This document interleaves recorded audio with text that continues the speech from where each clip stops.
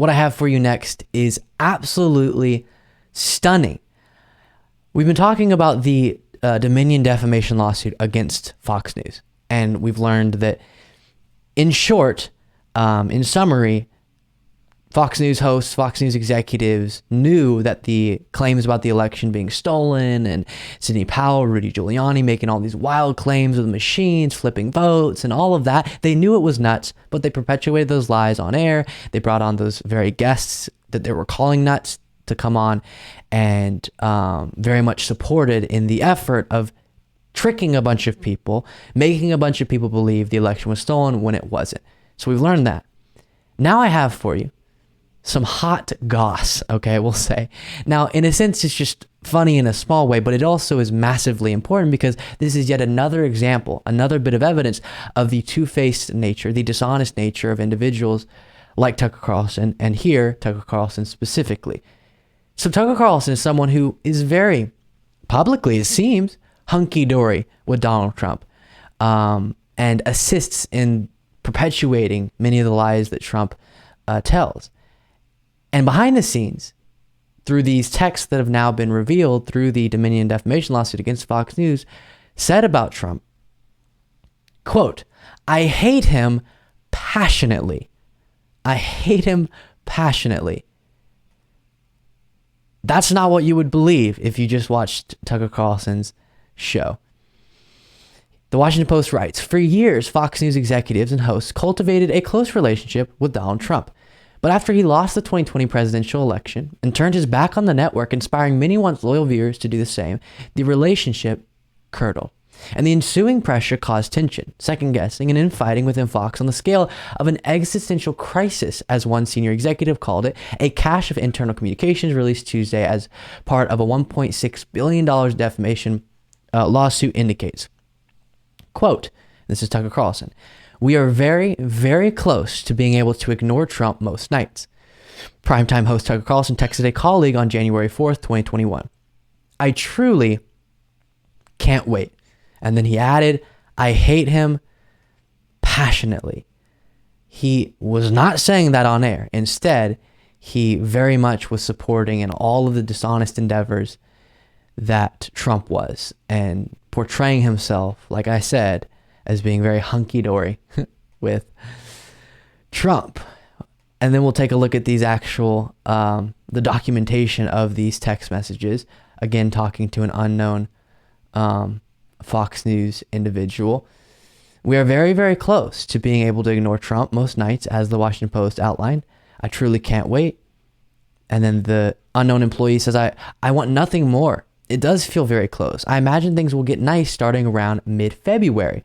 And Tucker Carlson responds, "I hate him passionately. I blew up at Peter Navarro today in frustration. I actually like Peter, but I can't handle much more of this." And then the employee said, "But he might never leave. Would be hard to ignore if the Manhattan DA or New York Attorney General announces charges on January 21st. It's ridiculous that people are continuing this charade. Was he pushing the idea Pence can solve anything?" And that's where that screenshot cuts off, but completely opposed to what Tucker Carlson was portraying on air. And we won't read through the specifics of this, but there's also text message exchanges with Tucker Carlson and executives, producers, making fun of Rudy Giuliani, Sidney Powell for how absurd they were. But on Fox News, they were bringing those people on as if they were serious. And then, interestingly, as Mediaite documents here, quote, "That's the last 4 years," Carlson continued. "We're all pretending we've got a lot to show for it because admitting what a disaster it's been is too tough to digest. But come on, there isn't really any upside to Trump. There isn't really any upside to Trump." Yes, Tucker Carlson, that's what we've been telling you for a very long time, sir. So dishonest. So dishonest. And I don't know how these individuals, Tucker Carlson, Laura Ingraham, Sean Hannity, and the executives will still have a massive audience that trusts them somehow. It's clear they don't believe the things that they're saying on air. It's just about the ratings. It's just about giving you what you want to hear. And this is where you start to understand And we'll get to one more element of this in a second here in regard to Tucker Carlson, but this is when you start to understand, for viewers of Fox News, it has to be more about the sensation, the experience of hearing what you want to believe, not what you should believe, which is the truth. It's valuing an alternate reality that makes you feel maybe not good, but at least aligns with what you already believe or want to believe. That matters more. That is prioritized over the actual reality and the truth. And I wish this, being one of the most blatant examples of dishonesty being exposed, would snap people out of it, but it likely won't in a significant way. And then we get to an example of just this kind of two-faced nature, this dishonest nature of Tucker Carlson exemplified. So about Trump not going to the inauguration, if you remember, Trump didn't go to the inauguration, which is the tradition to show that there is going to be this peaceful transition of power and former presidents are there, and it's a good sight to see. But Trump didn't want to go because he's claiming that it was stolen and all of that. And an employee wrote, maybe you already knew, but Gates, referring to Matt Gates, told me Trump isn't going to the inauguration. And Tucker Carlson said something that's redacted, and then he said, I'd heard about the inauguration. Hard to believe. So destructive. Indeed, Tucker Carlson, why didn't you say that on your show? I don't know her. This is the employee now. But yeah, we could. And yes, I really hate what he's doing. Millions believe every word he says, talking about Trump. And then Carlson says, it's disgusting. I'm trying to look away. Millions believe every word he says. That applies to Trump. But guess who else it applies to? Tucker Carlson. And while behind the scenes, he was calling this disgusting that Trump was breaking the tradition and not showing there was going to be a peaceful transition of power, on air, he was criticizing CNN for pointing this out. Speaking of losing their job, Jim Acosta at CNN lost his job. You may not have read that. He's no longer going to be their chief White House correspondent. He's still oppressed, though. Today, Jim Acosta celebrated the ouster of a dictator, a fascist so bad that Jim Acosta got a book deal out of criticizing him. Those horrors are behind us now, thank God. Jim Acosta is celebrating. The dictator is gone.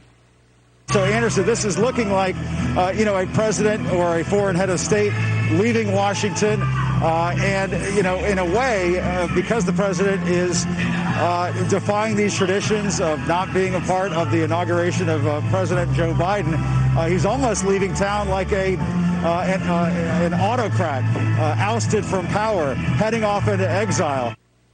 It's just hilarious that someone who is literally wearing a black mask on camera is calling someone else a fascist. Why are you wearing a mask? You're not going to get COVID outside at a live shot. This is just performance art, and it's very tiresome. Please stop. Will they stop? How long will this go on exactly?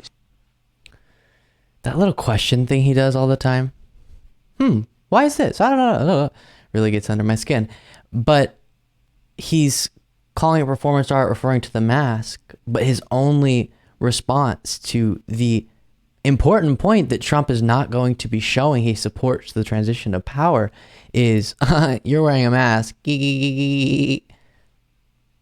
But behind the scenes, he was also upset about that. Now, I don't know why dishonest individuals such as Tucker Carlson insist on projecting so aggressively and so blatantly, meaning saying about someone else what directly applies to him. But this little moment is exactly what I would want to say to him if we had a conversation. This is just performance art, and it's very tiresome. Please stop. Will they stop? How long will this go on exactly? Exactly my question to Tucker Carlson. This is just performance art. This is just you being what you need to make a bunch of money and to have a bunch of viewers that make you a bunch of money and make you significant within that political space. But in the meantime, great. You're a little more famous among MAGA. Great. Your ratings are a little better. You make some more money.